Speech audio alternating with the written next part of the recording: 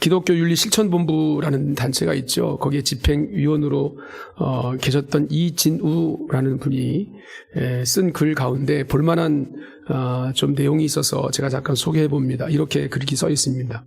서양인들의 묘지는 저 멀리 산에 있는 것이 아니라 동네 가운데 혹은 교회당 뜰에 있습니다. 거기 가지런히 줄을 지어서 있는 묘비에는 앞서 간 이에 대한 추모의 글이나 아쉬움의 인사가 새겨져 있습니다. 한 사람이 묘지를 돌며 묘비들을 읽고 다니다가 어떤 묘 앞에서 발길이 멈추게 되었습니다.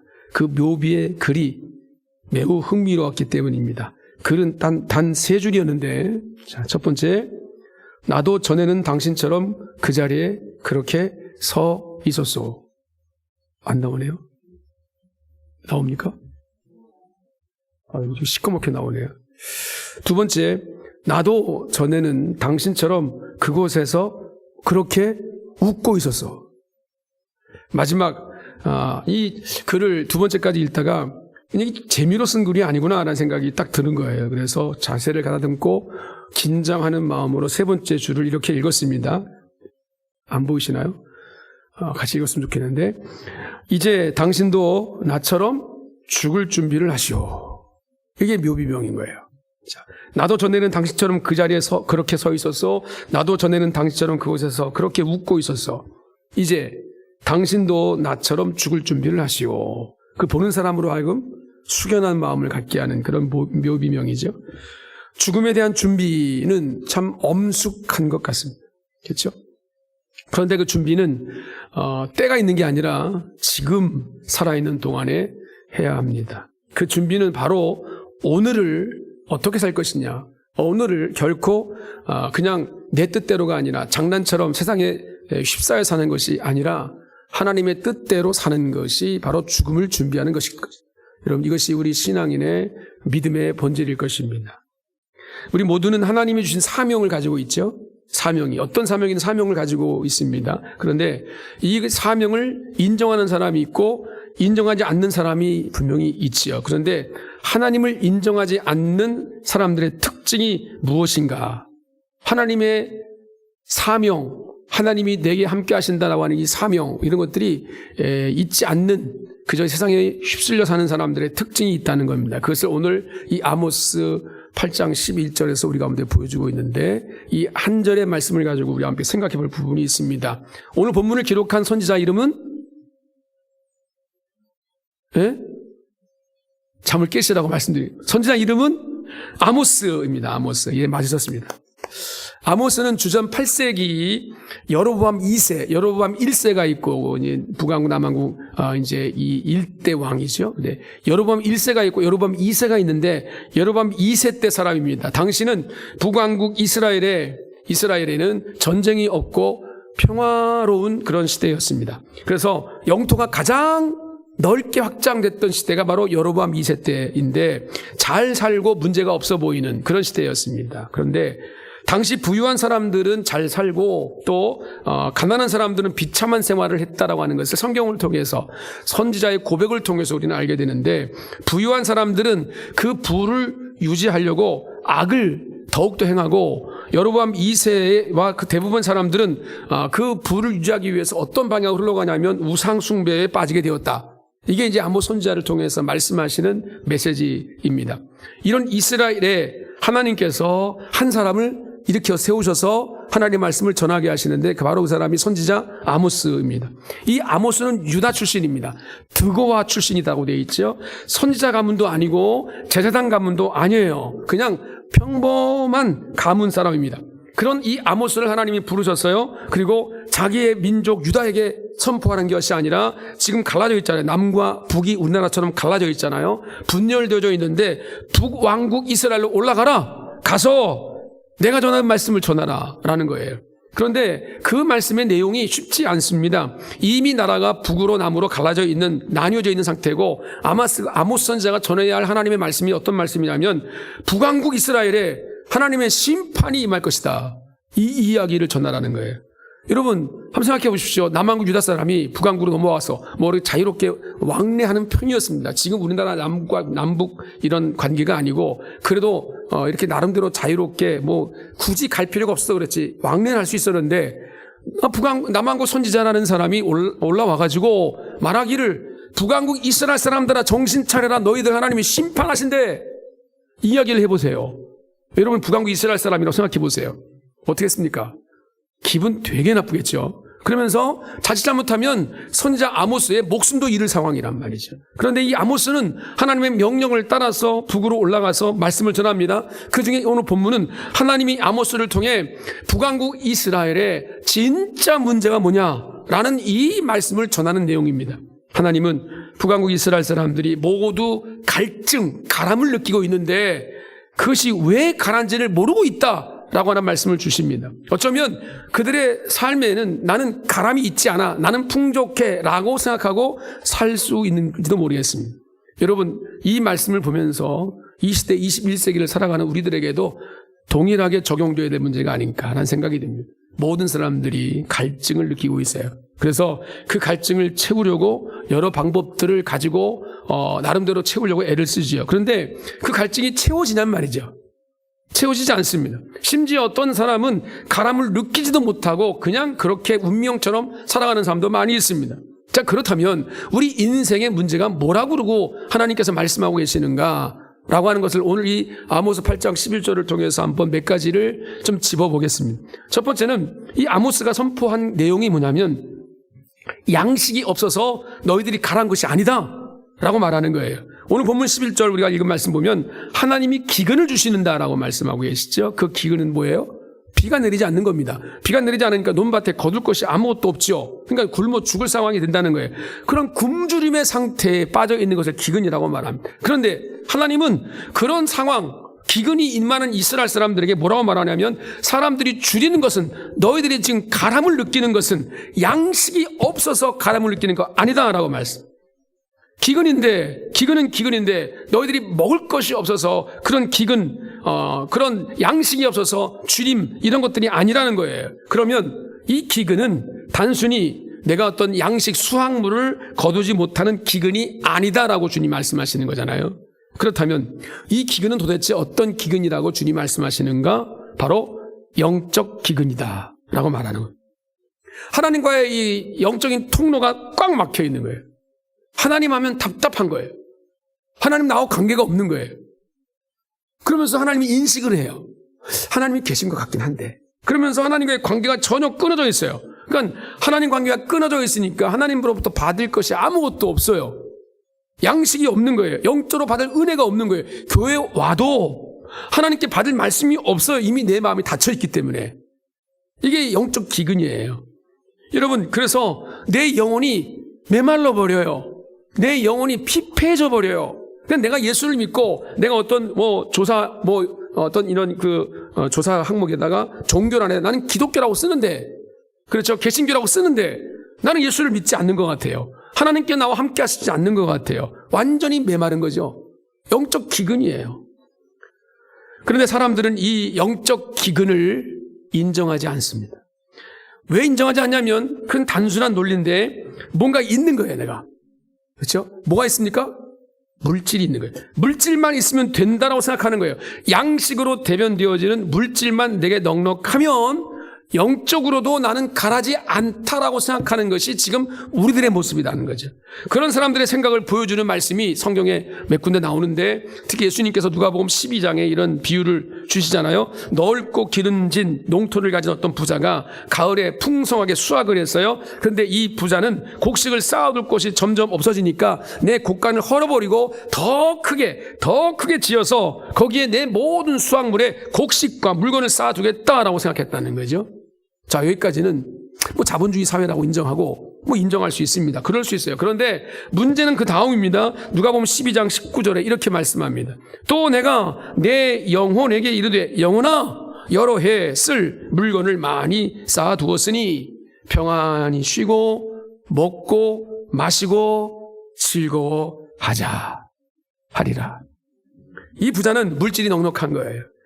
넉넉하니까 어떤 생각을 가지냐면 내 영혼도 평안하리라 라고 생각한다는 거예요. 그러니까 물질의 풍성함이 자신의 영혼까지 풍성하게 만들 것이다 라고 생각했다는 거잖아요.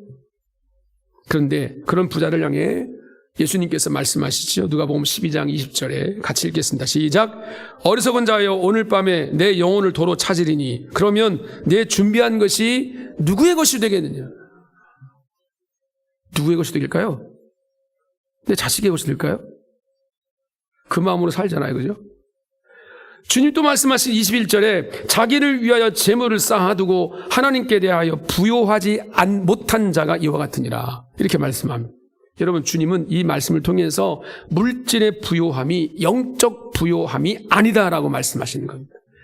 여러분, 영적 부요함은 하나님을 만날 때 성취됩니다. 하나님을 가까이 할 때 이루어지는 것입니다. 영적 부요함은 그냥 가만히 있는다고 교회만 왔다 갔다 한다고 이루어지는 게 아니에요. 내가 하나님 만나고 하나님과 가까워질 때 영적 부요함이 있는 거예요. 풍성해지는 거잖아요. 이게 믿음의 세계잖아요. 그런데 사람들은 그렇게 생각하지 않습니다. 물질에만 집중하기 때문에 하나님을 멀리하죠. 그리고 영적으로는 기근이 내 안에 이미 왔는데도 모릅니다. 왜요? 뭘 바라보니까? 이 세상을 바라보니까, 물질을 바라보니까, 내 저금통장 안에 지금 잔고를 자꾸 바라보니까 여러분 영적 기근이 왔는데도 모르고 있는 거예요. 어쩌면 지금 우리가 살아가는 이 시대가 그런지 모르겠습니다. 우리나라 한번 생각해 보십시오. 여러분들이 사는 대한민국 땅이 지금 누가 봐도 단군 이래 최고로 잘 사는 시대다. 혹시 부인하는 사람이 있습니까?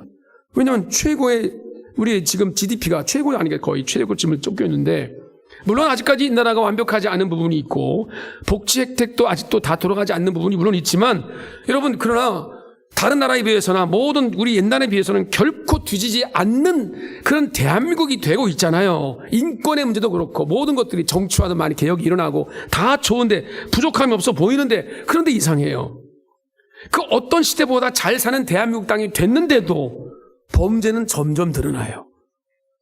세계에서 자살률 1위의 5명은 벌써 던질 줄을 몰라요. 계속해서 1등이에요. 뭐 1등은 되게 좋아요. 우리나라 같은요. 자살률도 1등이. 출산율 최 밑으로 꼴찌 1등. 모든 게 다 1등이야. 참 이상한 일 아닙니까?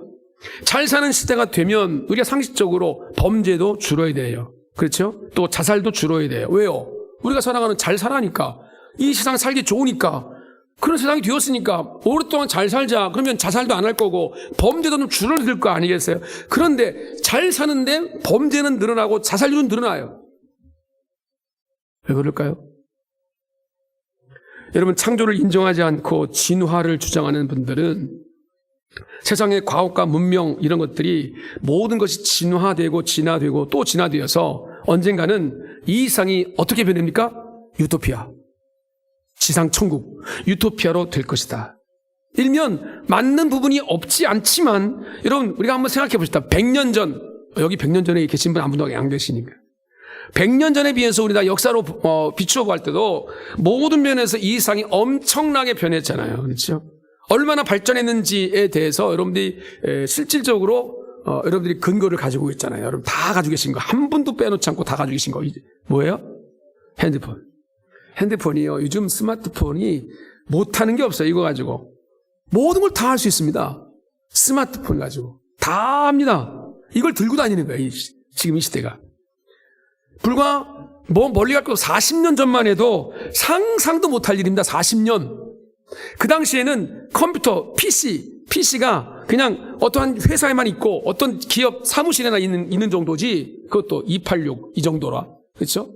그런데 지금은 엄청난 40년 만에 이 시대가 완전히 변해가지고 그 엄청난 속도가 넘쳐나는 광속도의 컴퓨터를 내가 손에 들고 다녀요. 이렇게 놀라운 발전이 이루어졌으면 진화론자들이 말하는 대로 범죄는 줄어야 되고 자살도 줄여야 되고 우리 모든 사람이 행복감을 느껴야 되고 그렇잖아요. 그런데 여러분, 우리 40년 전에 대한민국 사람들이 행복도와 지금 40년 이후에 지금 잘 사는 우리들의 행복도를 조사하잖아요. 반토막입니다. 이게 왜 그런가 하는 거예요. 왜? 더 힘들어 간다는 거예요. 점점 더 불행해진다는 거예요. 불행을 느끼고 있다는 거예요. 그러니까 인생의 문제가 물질의 문제, 먹을 양식의 문제가 아니구나라는 거를 증명해 주는 거잖아요. 오늘 우리가 지금 잘 사는데 왜 불행해요? 왜? 예? 잘 사는데 왜 범죄가 늘어나요? 잘 사는데 왜 자살합니까? 사람들이 사람들은 물질도 양식도 넉넉한데 내 마음이 평안하지 않으면요, 욕심이 사라지질 않아요. 그리고 불안하고 염려, 불안, 근심 이런 것들이 가득 차요. 아까 우리 세례교육 가운데 한 분 고백하셨잖아요. 늘 나는 기쁨이 없다는 거예요. 기쁨이. 그분이 늘 그것들을 고백하시더라고요. 그 문제를 가지고 그냥 기도를 하셨는데 기쁨이 없다는 거예요. 기쁨이. 예수 그리스도 안에 정말 주님께서 내게 주시는 평안, 기쁨을 누리는 것이 정말 우리의 신앙의 중심인데, 그런데 여러분 이 세상 것에 붙잡혀 있으면 기쁨이 없어요. 불안만 가득 차요. 가람이, 이 영적 가람이 해결이 안 된단 말이죠. 그런데 물질이라고 전혀 없는 사도 바울 같은 사람이 뭐라고 고백합니까? 빌립보서 4장 11절 이하 같이 읽겠습니다. 시작. 내가 궁핍함으로 다시 없어요?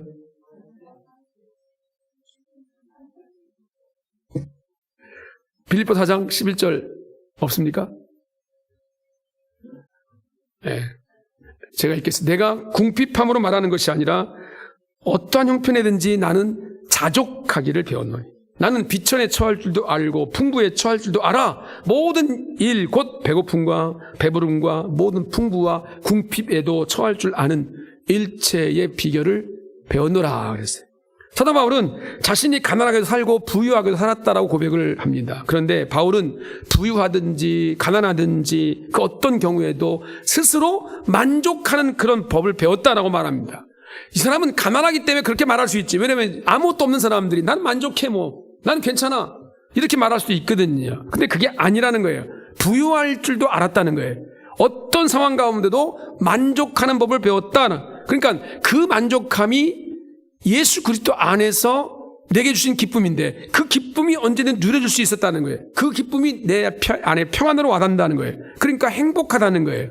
사도 바울이 빌립보서에서 얼마나 많은 그 강조를 합니까? 기뻐하라, 기뻐하라. 다시 말하노니 기뻐하라. 그런데 자신은 지금 감옥에 있어요. 감옥에 있으면서 기뻐하래요. 감옥에 있는 나도 기뻐하는데 너희들은 뭐냐 도대체, 이렇게 말하기도 해요. 그렇죠? 그럼 사도 바울이 말하는 것이 양식이 없어서 가람이 아님을 분명히 보여주고 있는 내용입니다. 사람들은 마음이 강팍하고 욕심이 생기고 염려가 넘치고 불안해지고 걱정하는 것들이 많아지면 먹을 양식, 그러니까 우리 안에 있는 영적인, 육적인 것들이 부족하기 때문에 생기는 것이다라고 말하죠. 참 이런 것들이 우리 인생을 지배하는 것 같습니다. 여러분들 통장에 지금 있는 잔고의 한 3분의 1밖에 남지 않았다고 생각해 봐요.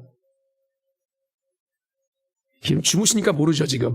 이 사실을 깨달으면 아마 보이스피싱이 당해가지고, 맞죠? 내 통장에서 막 이 물질을 다 빼갔다고 생각해 보세요. 아마 지금 나 살 생각이 없을걸요? 예? 그렇습니다. 오늘 우리가 이 물질 때문에, 양식 때문에 나는 불행해. 나는 근심과 걱정이 많아. 이것이 채워지면 나는 모든 문제가 해결돼. 나는 평안할 거야. 난 영적으로 풍부할 거야. 이렇게 생각한다는 거예요. 그런데 여러분, 그러냐는 거예요. 그럴 것 같죠? 결코 그렇지 않다는 것입니다. 문제는 영적인 가람, 영적인 기갈, 이것이 문제라는 거예요. 영적인 문제가 해결되지 않으면 이 문제는 늘 우리 인생을 붙잡고 있을 수밖에 없다는 거죠. 여러분, 사람들은 이 사실을 몰라요. 양식의 문제, 물질의 문제라고 생각한단 말이죠. 그러나 여러분, 우리 그리스도인들은 알잖아요. 내가 지금 이 기갈을 느끼고 있다고 한다면 그것은 양식, 물질이 없어서 그런 것이 아니라는 거예요. 하나님과의 나의 관계가 지금 문제가 있어서 그런 거예요. 이걸 아는 것이 지혜인 줄로 믿습니다. 두 번째는 오늘 말씀에 물이 없어서 가란 것이 아니다라고 말합니다. 오늘 11절을 보면 하나님은 북이스라엘 사람들에게 너희가 줄인 것은 양식이 없어서도 아니고 물이 없어서도 아니다라고 말씀하시면 이 말씀에 대한 좋은 예가 있죠. 요한복음 4장에 보면 수가성 여인, 그렇죠? 그 여인에 관한 이야기가 나오는데 이 여인도 갈급했어요. 우물가로 나갔어요. 우물가 예수를 만났어요. 예수님께서 내가 너에게 영생하도록 있을 생수를 주겠다라고 그랬더니 내게 주세요. 내게 마시게 주세요라고 이 여인이 말하죠. 예수님은 영적인 가람에 대해서 내가 너를 채워주마 이 말씀하고 계신데 이 여인은 육적인 목마름에 대한 얘기로 주님께 나에게 달라라고 말합니다. 결국 이 여인은 예수님이 말씀하신 의미가 무엇인지를 깨닫지요. 내게 영적 기갈이라는 것이 무엇인가가 있구나라는 것들을 깨닫고 자기가 가져왔던 물동이를 집어던져버리고 사람들에게 달려가죠. 영적 가람을 해결받은 방법을 소개하고 있습니다. 내가 손자를 만났다라고 그렇게 말하지 않아요. 이 여인은 육적 가람이 문제인 줄 알았거든요. 그러나 문제는 영적 가람이었다는 것입니다. 육적인 갈증은 물을 먹으면 해결되잖아요. 그죠? 제가 내일 열심히 뛸 때 못 마르면 뭘 마셔요? 물을 마시죠. 물만 마시는 게 아니에요. 이온 음료를 주로 마시거든요. 2% 뭐 이런 거. 이온 음료를 마시면 목마름이 해결되거든요. 그런데 이 세상 것은 우리 안에 내게 채워지는 그 모든 것들을 아무리 채워봐야 늘 허전해요. 마음이 외로워요. 쓸쓸해요. 불안해합니다. 이런 것들을 해결하려면 우리가 어떻게 됩니까? 예? 우리 허전함과 불안함, 쓸쓸함 이런 것들을 해결하려면 어떻게 돼요? 가자. 어디로? 베트남으로 가자. 어디로 가자? 태국으로 가자. 호주로 가자. 여행 다녀보는 거죠. 예, 다녀보면 저도 뭐 갔다 와보니까 뭐 조습디다마는 아무튼 보면 좋죠. 나가면 좀 좋은 것 같아요. 나가면요 뭐가 걱정이 되면 다시 집에 갈 걱정이 생겨요. 맛있는 거 쫓아다닙니다. 이 전국 팔도를 돌아다니면서 말이죠. 뭐 맛있는 집이나 맛집이라는 맛집은 다 돌아다니는 사람도 있어요. 맛집을 찾아다닙니다. 또 놀거리가 있는가, 어디 뭐 좀 축제가 있는가, 이런 축제를 쫓아다니는 사람도 많아요. 또 친한 친구와 함께 뭐 같이 뭐 삶을 나눈다든지 이런 것들이 우리 인생 가운데 이 불안함과 외로움과 쓸쓸함을 해결해 줄 수 있는 방법이라고 쉽게 생각할 수 있잖아요. 그런데 그것을 무조건 뭐라 그러는 게 아니라 그런 것들은 잠깐 동안 나의 이 육적인 갈증을 풀어줄 수 있을지는 모르겠지만 여러분 근본적으로 해결이 안 된다니까요.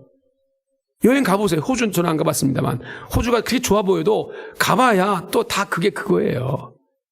다 그거예요. 제 친구가 호주에서 대학 교수를 하고 있는 친구가 있는데 넌 좋겠다. 호주에서 그렇게 아름답고 이쁜 데서 살고 있으니 평생. 김 목사 와봐봐. 다 그게 그거야. 다 그게 그거예요. 대한민국 땅이 제일 좋대요. 잠시 문제가 해결되는 것 같지만 여러분 우리 마음속에 있는 이 영적인 문제는 해결되지 않습니다. 영적인 기갈을 채우지 않으면 해결되지 않습니다. 여러분 우리 인간은 영적인 존재이기 때문에 영이 채워지지 않으면 그 영의 갈증이 풀어지지 않으면 우리 인생의 어떤 문제도 근본적으로 해결될 수가 없다는 거죠. 이것은 여행으로 해결되지 않습니다. 맛있는 걸 아무리 먹어봐야 해결되지 않습니다. 살만 찌지. 예? 사람 만난다고 해결되는 게 아닙니다. 해결되는 것처럼 보이지만 그 순간을 지나고 나면 결국 원점으로 돌아가요. 그러면 이 갈증을 어떻게 해소할 수 있는가? 누구도 답을 줄 수 없는 이 문제를 주님께서 명확하게 짚고 계십니다. 요한복음 7장 37절 이하의 말씀 한번 띄워주세요. 같이 읽겠습니다. 시작. 명절 끝날 곧 큰 날에 예수께서 서서 외쳐 이르시되 누구든지 목마르거든 내게로 와서 마시라. 나를 믿는 자는 성경의 이름과 같이 그 배에서 생수의 강이 흘러 나오리라 하시니 이는 그를 믿는 자들이 받을 성령을 가리켜 말씀하신 것이라. 아멘. 여기 명절 끝날이라는 말은 초막절의 끝날 마지막 날이라는 얘기입니다. 초막절은 이 유대인의 명절 가운데 가장 큰 명절입니다. 근데 이 초막절 마지막이 의미하는 게 뭐냐면 초막절은 축제예요, 축제. 모든 민족이 다 모여서 막 춤추고 마시고 엄청난 축제입니다. 그런데 그 명절 끝날이면 뭐예요? 어떻게 마음이 허전하잖아요. 이거 좀 지나면 이 명절도 끝나네. 허망해요. 외로워요. 공허함이에요. 상실감이 있단 말이죠. 그를 느끼는 사람들에게 주님 말씀하신 겁니다. 너희가 가란 것은 물이 아니다. 성령이 없어서다. 나에게 만약 지금 허망함이 있거나 외로움이 있거나 또 공허함이 있거나 상실감 같은 것들이 나를 지배한다고 한다면 다른 문제가 아니에요. 적어도 예수를 믿고 주의 나라 하나님 나라가 이 땅 가운데 이루어지기를 원하고 주님과 동행하기를 원하는 하나님의 백성이라면 이것만큼은 늘 고백할 수 있어요. 주님, 나의 이 문제는 영적인 가람의 문제입니다. 여행으로 해결된다고 되는 것이 아닙니다. 먹는다고 해결되는 게 아니에요. 이 이상 내 주머니에 좀 물질이 채워진다고 해결되는 게 아니라고요. 잠깐 동안 나를 만족시킬 수 있지만 다시 원점입니다. 어떻게 해결된다고요? 성령을 받아야 해결됩니다. 성령이 임해야 해결됩니다. 내 안에 성령으로 충만함을 경험해야 해결되는 줄로 믿습니다. 성령께서 내 배에 생수의 강이 흐르게 하신다라고. 할렐루야. 여러분, 이것을 경험하는 것이 예수를 믿는 거고 하나님 백성들의 모습이고 천국 백성의 사명은 바로 이 성령께서 우리를 지배하실 때 가능한 것이다. 결론적으로 우리가 줄이고 가란 것은 하나님의 은혜와 말씀이 없어서 가란 것이다 라는 거죠. 한 예화를 잠깐 소개하고 마치겠습니다. 이 자매는 4대째 모태신앙으로 태어난 자매인데 퀴즈예요. 퀴즈. 누구를 말하고 있는가? 거의 모르실걸요? 그래서 이 자매가 교회 가는 것은 당연한 거예요. 주일 성수하는 것 당연한 거예요. 그런데 그렇게 착실한 이 아가씨가 25살 명절 전날 갑자기 저처럼 명절 중군도 아닌 사람이 갑자기 몸살이 나고 막 오한이 나서 병원에 가서 피검사를 했더니 백혈병 진단을 받은 거예요. 천천병력이죠. 너무 놀랐고 하염없이 눈물만 흘립니다. 25살 꽃다운 나이에 항암 치료에 들어갔습니다. 암세포를 없애기 위해서 매일 4알씩 항암약을 먹었고 친오빠가 허락해줘서 조혈모 세포를 이식을 받게 되는데, 그런데 조혈모 세포를 이식을 받고 치료 과정을 밟으면 치료는 되는데 백혈병이 뭔가 하나가 핸디캡이 생겨요. 뭘까요? 아이를 못 가져요. 임신이 안 된다는 거예요. 또 한 번 무너지는 거죠. 25살 이 크리스찬의 착실한 이 가정으로 자랐던 이 처자가 내가 백혈병에 걸린 것도 억울한데 그걸 치유되고 나 내가 임신을 못한다? 그러면 내 삶이 결혼도 가정도 없는 거잖아요. 결국 그녀는 이식을 포기합니다. 이식바닥을 포기하고 매일 약을 먹으면서 내게 주어진 달란트, 찬양 사역을 합니다. 그것이 자신과 맞는 사람 만나가지고 프로포즈를 받지요. 그래서 2010년도에 결혼을 하게 되고 투병을 시작한 이후 5년 만에 문제는 이제 임신이 되는가라는 거잖아요. 아이를 갖기 위해서는 약을 끊어야 되는 거죠. 약을 끊어야 아이를 가질 수 있는 거예요. 근데 병원 관계자들과 모든 가족들이 전부 다 받는 거예요. 반대! 너 약 끊으면 너 죽어! 안 돼! 이거죠. 그래서 이 자매는 아이를 갖기 위해서 하나님께 기도했다는 거죠. 전에는 하나님께 저 괜찮아요. 겉으로 자기 자신을 그냥 드러내지 않고 나는 괜찮은 것처럼, 나는 괜찮은 사람처럼 이렇게 살았는데 이 긴급한 상황 가운데 아주 액면 그대로의 이 신앙 고백이 나오더라는 거예요. 주님, 나에게 평범한 여인의 삶을 허락해 주세요. 그래서 평범하게 살고 싶어요 라고 하는 원망 섞인 그런 마음으로 하나님께 간절히 매달리며 기도했다는 거예요. 기도하면서 확신을 가지고 자기 자신이 의사와 부모를 설득했습니다. 남편도 설득했습니다. 약을 끊었습니다. 그 아이를 갖기를 시도했습니다. 그런데 약을 끊고 1년이 됐는데도 아이가 생기지 않는 거예요. 그러니까 이제 다음 달이면 아이가 안 생기면, 다음 달까지 아이가 안 생기면 약을 다시 먹지 않으면 이 자매는 거의 이 백혈병으로 죽을 수밖에 없는 상황. 그런데 드디어 그 다음날 초에 임신이 됩니다. 이렇게 어렵게 아이를 갖고 나서 하나님께 감사함으로 지은 곡이 이따가 부를 오직 예수뿐이네 라는 것입니다. 은혜 아니면 살아갈 수가 없네. 그 신계획 다 알 수도 없고. 이 찬송 아시죠? 이 찬송의 이 작곡자, 작사자입니다. 여러분, 하나님의 크신 계획을 다 알지 못하고 이 작은 일에 내가 이렇게 울었구나라는 생각, 그래서 이 곡을 지었다는 거예요. 아이가 건강하게 태어났어요. 그런데 귀에 이상이 생겼어요. 그래서 의사의 말을 들어보니까 수유하는 동안 자신이 하나님 앞에 절망했던 이 마음들, 의사의 말로 절망했던 마음들 하나님께 올려드리면서 하나님 이 아이의 귀를 고쳐달라고 그랬더니 한 달 뒤에 이 아이의 귀도 정상 판정을 받았다는 거예요. 이 아이의 아픔을 매일 울며 기도하는데 어느 날 갑자기 이 자매의 이름을 하나님께서 부르시는 거예요. 진영아. 이 누군지 알았죠? 진영아. 너를 인도하는 분이 누구냐? 이 아이가 딸아이를 낳는데 딸아이 이름이 엘리의 인생을 인도하는 것이 네가 아니라 바로 나란다 라는 마음을 주시면서 그때 주님, 내 모든 육체의 일들도 또 내 모든 건강의 문제도 또 내 아이의 모든 미래도 하나님께 있습니다라고 항복을 딱 했다는 거예요. 마커스 찬양 사역자인 소진영 간사라는 분이 계신데 그분의 이야기입니다. 유명한 예화 중에 많이 쓰여지는 예화인데요. 여러분, 교회를 다니고 신앙생활 오래 해도 늘 우리는 이런 하나님의 앞에 영적인 어떤 이걸 어떻게 설명하면 좋을까요? 영적인 나태함. 난 괜찮아. 이 정도면 나는 괜찮은 사람이야. 하나님께서 원하시는 일이 내게 채워져야, 성령께서 나를 붙잡아 주셔야 내가 살 수 있다고 하는 이 영적 갈급함이 점점 사라져 버려요. 그러니까 하나님 말씀과 나는 상관이 없는 사람처럼 살아요. 그리고 내 인생의 모든 것이 하나님의 은혜로 되는 것이다라는 걸 인정하지 않아요. 그러니까 하나님의 은혜에 내 삶을 맡기는 게 아니라 내 노력과 땀과 수고에만 모든 것을 자꾸 투자해요. 그러니까 여러분, 이런 믿음과 신앙생활을 가지고 세상 밖에 나가잖아요. 세상 사람들과 내가 다를 게 아무것도 없어요. 다를 게 뭐 하나 딱 있죠. 주일날 교회 가는 것밖에 없어요. 이러면 우리 주변에 있는 사람들이 나를 바라보면서, 야, 네가 예수 믿으니까 참 내가 배울 게 많다. 도전도 된다. 나도 좀 교회를 다녀왔으면 좋겠다. 나도 그 예수를 믿었으면 좋겠다. 이 말이 절대 안 나오는 거예요. 왜요?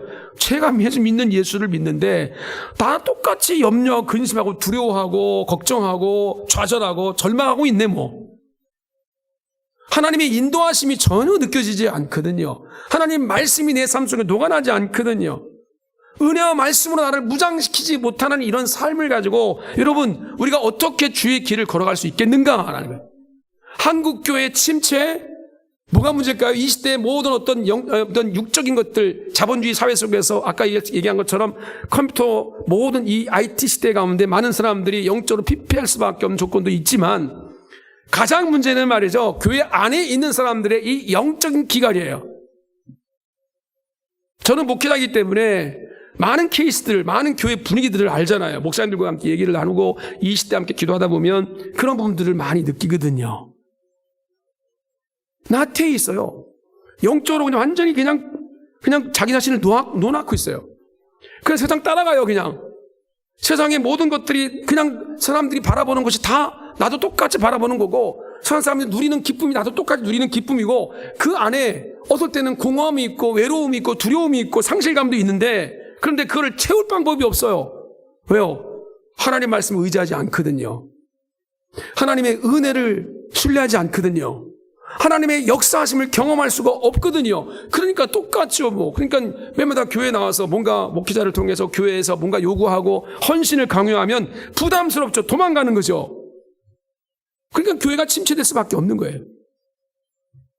그러나 여러분, 우리는 압니다. 주님께서 우리를 통해서 행하시기 원하시는 것은 오늘 어제도 말씀드렸지만 내가 아니에요. 하나님이 하신다니까요. 하나님이 하시는데 하나님의 백성, 하나님을 사랑하는 자들은 뭐가 다르냐면 내가 비록 부족하지만 그러나 주님이 내 안에 계셔서 주의 말씀을 붙잡고 순종하는 자를 통해서 하나님이 일을 하시는 거예요. 하나님이 역사하시는 거예요. 내가 하는 게 아니에요. 나의 믿음을 보고 주님이 하시는 거예요. 그러니까 교만할 이유도 없죠. 자랑할 이유도 없어요. 주님이 하시는 거니까. 그런데 나는 그 기쁨을 맛보는 거죠. 하나님이 하시는 영광을 보는 거죠. 할렐루야, 주님 하셨습니다 라고 선포할 수 있는 거잖아요. 이게 세상 사람과 다른 거잖아요. 아멘이 안 나오고 다들 지금 쭉 가라앉아 있어서 목사님 빨리 끝내주세요. 시간 다 됐는데. 그런 듯한 느낌이 들어요.